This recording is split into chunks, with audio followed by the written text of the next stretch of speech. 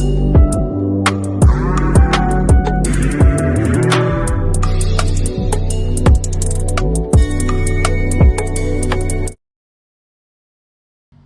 everyone, welcome back to Steno Court. It's time for your daily dose of legal dictation. We are focusing on clarity and flow today. So, deep breathe, stay calm, and let's get into the matter. 3, 2, 1.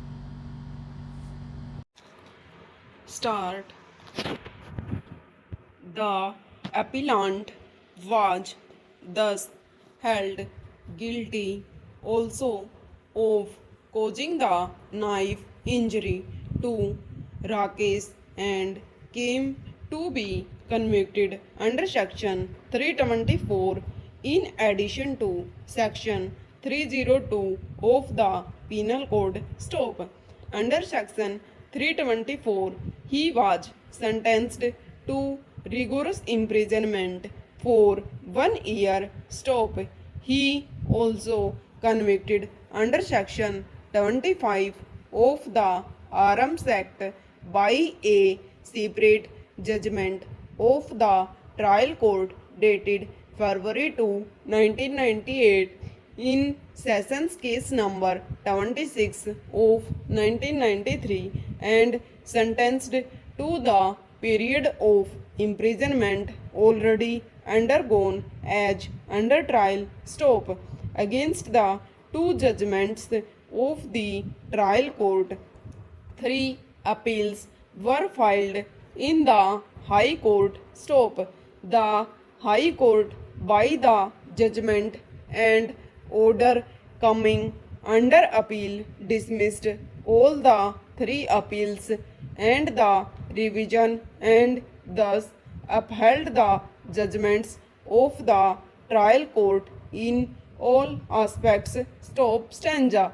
Mr. Sahai, senior advocate appearing for the appellant, assailed the High Court and the trial court judgment and contended that the appellant's conviction for the offence of mutual was not sustainable both in law and on facts. Stop.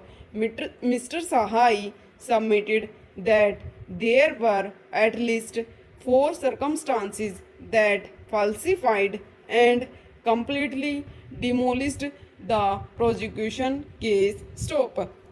First, there was a patent contradiction between the prosecution case and the motive assigned by it to the accused for committing the crime. Stop.